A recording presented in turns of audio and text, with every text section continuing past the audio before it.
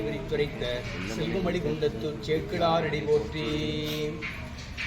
உலகளாம் உணர்ந்தோதற்கு அறியவன் நில உலாவிய நீர்மழிவேணியன் அறையில் சோதியன் அம்பலத்தாடுவான் படசிலம்படி வாழ்த்தி வணங்குவம் என்றும் இன்பம் பெருகும் இயல்பினால் ஒன்று காதலித்து உள்ளமும் ஓங்கிட மன்றுளார் அடியார் அவர் வான்புகள் இண்டதெங்கும் நிலவி உலகலாம் நம பார்வதி உதயே மகாதேவ்.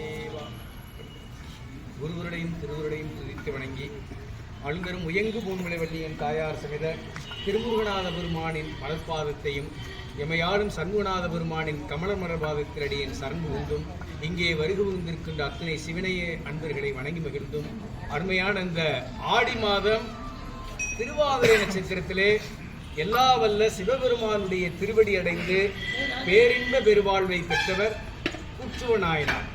கூற்றுவ நாயனார் தமிழகத்திலே கலந்தை என்ற நகரத்தை தலைமையிடமாக கொண்டு ஆட்சி செய்த மன்னர் பெருமான். கூற்றுவன் அப்படின்னு சொன்னால் யமன் அர்த்தம். யாருக்கு யமன் அப்படின்னா பகைவர்களுக்கு யமனாக இருந்தார் பெருமான். அதனால பகையரசர்கள் பகைவர்கள் எல்லாம் நாயனாரை கண்ட பயந்து போயிடுவாங்க. கூற்றுவன்னா யமன். யமன் மாதிரி யமனை கண்டு பயப்படுற மாதிரி பகைவர்களெல்லாம் இவரை கண்டு பயப்படுவாங்க. அதுக்கு என்ன காரணம்னா சாமி எந்த ஒரு நாட்டுக்கு போர் தொடுத்து சென்றாலும் அவருக்கு வெற்றி தான் கிடைக்கும்.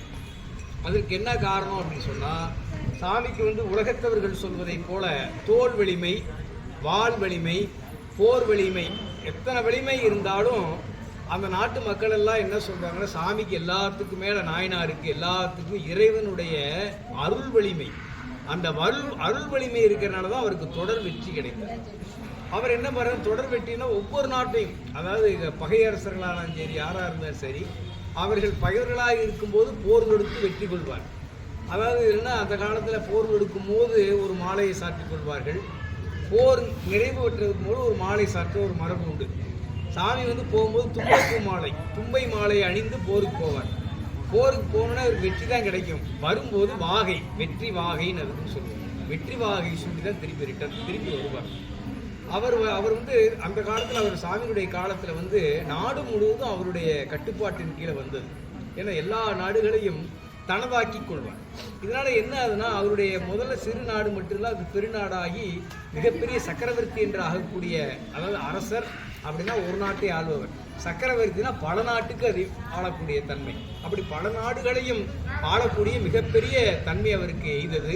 இதனால என்ன சிறப்புன்னா ஒவ்வொரு நாட்டிலையும் சைவ நெறி தலை தோங்கியது. சாமி ஒரு மிகச்சிறந்த சிவனடியாராக இருந்தார்.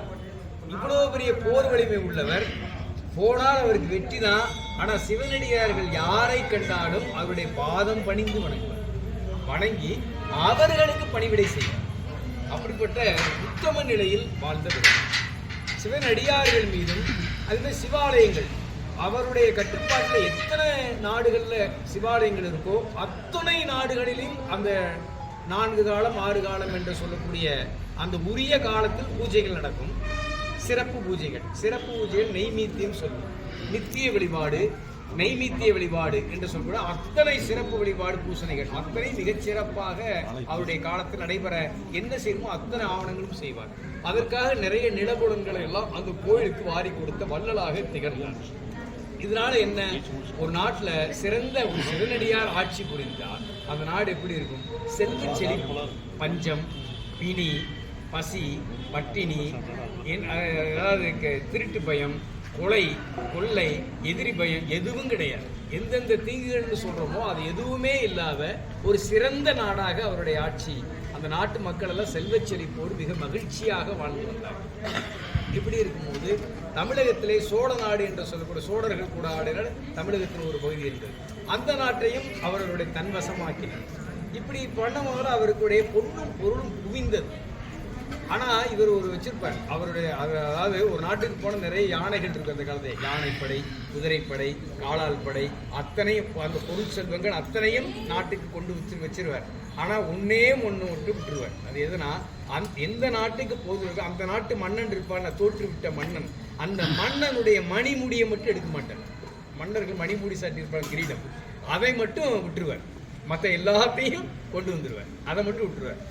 இப்படியே இப்போ நம்ம சோழ நாட்டை அவர் வெற்றி கொள்கிறார். அப்போ வெற்றி கொண்டதுக்கு பின்னாடி இப்போ அந்த காலத்துலனா சோழ நாட்டை ஆளும் போது என்ன பண்ணுவாங்கன்னா, சோழ நாட்டுக்கு அந்த அரசராகிறார். அப்படின் போது ஒரு மணிமகுடம் சூடணும் இல்லையா? அதனால சோழ நாட்டுக்கு அவர் தன்னுடைய பொறுப்பின் கீழ் வந்ததனுடைய சிதம்பரத்துக்கு செல்கின்றார். அங்கு சிவகாமி அம்மை சமேத நடராஜ பெருமானை மிகவும் வணங்குகிறார். வணங்கி அங்குள்ள தில்லைவாழந்தனர்கள் அவர்களை வணங்குகிறார். வணங்கி, நீங்கள் எனக்கு மணிமுடியை சூட்ட வேண்டும், மகுடாபிஷேகம் செய்து எனக்கு மணிமுடியை சூட்ட வேண்டும் என்று கேட்கிறார். கேட்டனையும் ஆச்சாரியார்கள் யாரு அங்கே உள்ள தில்லைவாழந்தர்கள்லாம் மறுத்து விட்டாங்க.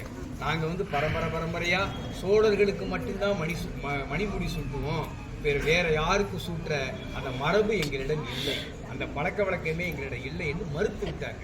நல்லா கேட்டுங்க, ஒரு நாட்டுடைய அரசர் வந்து கேட்டால் யாராவது மறுக்க முடியுமா? மறுத்த உயிரோட இருக்க முடியாது, ஆனால் மறுக்கிறார்கள். ஆனால் சாமி என்ன பண்ணாரு, மறுத்ததை ஏற்றுக்கொண்டு வருத்தப்படுறார். அவ்வளோதான், ஒன்றும் சொல்ல. ஆனால் அவர் நினைச்ச என்ன பண்ணலாம், அரச கட்டளை இடலாம். அரச கட்டளை யாராவது மறுக்க முடியுமா? அரச கட்டளையிலால அவங்கள பலவந்தப்படுத்தி மணிமகுடம் சூட்டலாம் இல்லைங்களா? பிற வகையிலையும் பலவந்தப்படுத்தி மிரட்டிய ஏதோ ஒரு வகையில மணிமகுடம் சூட்டிக் கொள்ளலாம். ஆனா சாமி அதை செய்யவில்லை. ஏன்னா ஆச்சாரிய பெருமக்கள், கோயிலில் பூஜை புரியவர்கள், ஆச்சாரியார்கள், குருமார்கள், சிவனடியார்கள் எல்லாம் அவரை சிவமாகவே பாவித்தார். அதனால அவங்க எந்த விதமான அவங்க மறுப்பை ஏற்றுக்கொள்கின்றார். அவ்வளவுதான். ஆனாலும் அந்த தில்லைவாழந்தர் என்ன பண்ணுவாங்க, ஒரு நாட்டு அரசர் ஒரு சொல்லியிருக்கிறாரு, இவங்க மறுத்துட்டாங்க, பழையபடி அந்த ஊர்ல இருக்க முடியுமா? அவங்க இருக்க முடியாது. அதனால அவங்களுக்கு மனசு சங்கடப்பட்டாங்க தில்லைவாழந்தர்கள். அதனால அவங்க என்ன பண்ணாங்கன்னா, அவங்களுடைய குல உரிமை கொண்ட ஒரு குலம் இருந்தது, அவங்ககிட்ட அந்த சோழர்களுக்கு சுட்டக்கூடிய மணிமகுடம் இருக்கு, அது இவங்க கையில தான் இருக்கும், அதை அவங்ககிட்ட கொடுத்துட்டாங்க. இதை நீங்கள் பத்திரமா பாதுகாத்து வச்சுக்கோன்னு சொல்லி அவங்க நாட்டை விட்டே போய் சேர நாட்டுக்கு போய் விட்டாங்க. இன்னைக்கு இருக்க கேரளான்னு சொல்லக்கூடிய சேர நாட்டு மன்னன் அவங்களுடைய ஆளுமைக்குள்ள அவங்க போயிட்டாங்க. இதெல்லாம் மனசு ரொம்ப வருந்துறார் கூட்டுறவு நாயனார். ரொம்ப வருந்தி என்ன பண்றார், நடராஜ பெருமான்கிட்ட வேண்டுறார், பெருமானே இப்படி இந்த மணிமகுடம் சோழர்கள் அந்த தீட்சிதர்கள் எனக்கு சூட்ட வேண்டும் நான் நினைந்தேன், அது நடக்கவில்லை. ஆனாலும் எனக்கு ஒரு ஆசை சுவாமி, எனக்கு மணிமகுடம் ஆவது என்ன என்றால் தங்களுடைய பொன்னார் திருவடி தான், அந்த பொன்னார் திருவடியின் சிலை மீது சூட்டுங்கள், அதுவே எனக்கு மணிமகுடமாகும். ஆகவே பெருமானே தயவுகூர்ந்து எனக்கு அருள் புரிய வேண்டும் என்று கண்ணீர் மல்கி பிரார்த்தனை செய்து நடராஜ பெருமான்கிட்ட பிரார்த்தனை செய்து அவர் தூங்கிடுறார். அவர் அரண்மனைக்கு தூங்கிடுறார். அன்னைக்கு இரவுல கணவர் நடராஜ பெருமான் தோன்றி அவர் சொல்றார், கூட்டுறவு நாயனாரே உன்னுடைய விருப்பம் எதுவோ அதனை இப்போதே நிறைவேற்றுங்கள் என்று சொல்லி அவருடைய குஞ்சித பாதம் என்று சொல்லக்கூடிய சாமியுடைய தூக்கிய திருவடியை அவர் சிரசில் சூட்டுறார். இவருக்கு அப்படியே பிடிச்சிட்டு அப்படியே ஆடுறார். மன்னருக்கு ஒரே சந்தோஷம். இறைவனுடைய திருவடி சூட்ட பெறுவது சாதாரண ஒரு விஷயம் கிடையாது.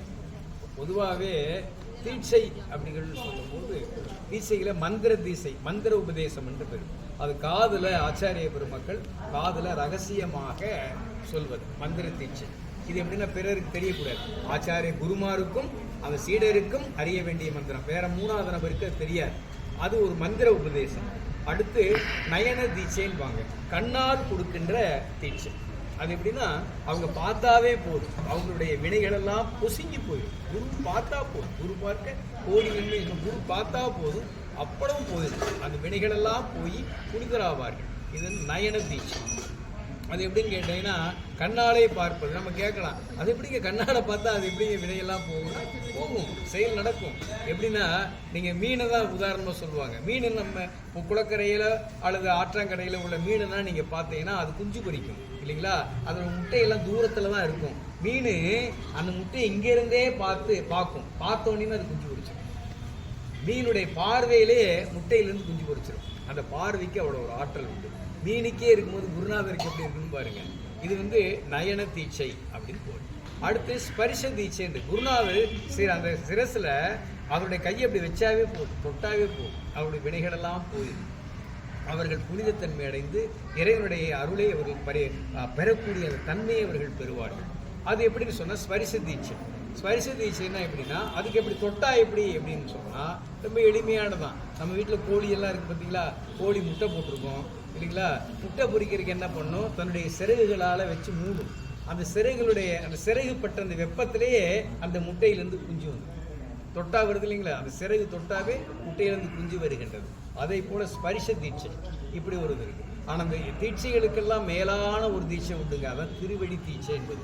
குருநாதர் ஆச்சாரிய பெருமக்களிடமிருந்து அவர்களுடைய திருவடியை தம் சிறமையில வைக்கணும்.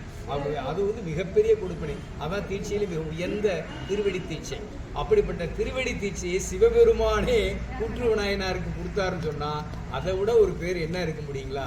அது மட்டும் இல்ல, அந்த ஆன்மா என்ன அவருடைய திருவடி மேலே பற்றுச்சுன்னா சிவபெருமானுடைய விருப்பம் தான் அந்த ஆன்மாவுடைய விருப்பமாக இருக்கும். சிவபெருமானுடைய அறிவே அந்த ஆன்மாவுடைய அறிவாக நிகழும். சிவபெருமானுடைய செயலே அந்த ஆன்மாவுடைய செயலாக இருக்கும். இப்ப அந்த ஆன்மாவுடைய அறிவு, இச்சை, செயல், இதை இச்சா சக்தி, ஞான சக்தி, கிரியா சக்தி சொல்லுவோம். இது இறைவனுக்கு இருக்கு, ஆன்மாவான நமக்கு இருக்கு. நமக்கு ஏதோ கொஞ்சோண்டு சிற்றறிவு இருக்கு, இறைவனுக்கு பறந்து விரிந்து மிகப்பெரிய அளவில் இருக்கு.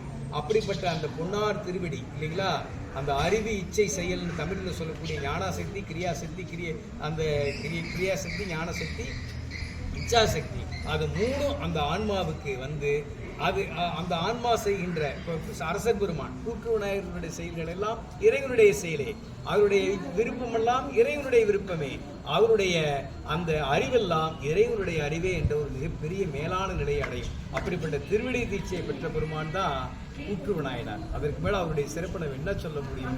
அப்படிப்பட்ட சிறப்பை அவர் பெற்று மறுநாள் ஆனந்த கூத்தாடுறார். அதனால இறைவனுடைய திருவிடியை தன்னுடைய மணிமகுடமாக ஏற்று, அதுவரை அவர் மணிமகுடம் சூட்டவே அதுக்கு பின்னாடி இறைவனுடைய திருவடியை நடராஜ பெருமானுடைய இந்த குஞ்சித பாதம் என்று சொல்லக்கூடிய அம்பாள் முக்கிய திருவடியை தன் சிறை மீது கொண்டு நாடும் துதித்து இறை வழிபடி அந்த ஆட்சியை நடத்தினார். அதனுடைய அவர் ஆட்சி இன்னும் ஏடுகளிலும் கல்வெட்டுகளிலும் மிகப்பெரிய பொற்காலமாக சொல்லக்கூடிய ஆட்சியாக அது அமைந்தது.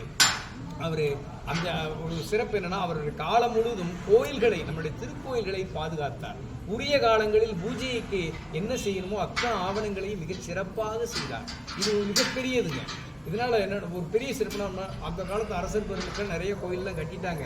இன்னைக்கு அவர் கட்டிய கோயிலை பாதுகாத்ததில் அந்த கோயிலை கட்டிய புண்ணியம் நமக்கு கிடைக்கும். அதனால் கோயிலை தூய்மையாக வைத்துக் கொள்வதும், கோயிலை பாதுகாப்பதும், கோயிலுடைய சொத்துக்களை பாதுகாப்பதும் மிகப்பெரிய புண்ணியம். அதற்கு மேலே ஒரு புண்ணியமே இல்லை. அத்தகைய உயர்ந்த ஒரு புண்ணிய செயலை நாள்தோறும் செய்தவர் தான் கூற்று விநாயகர்.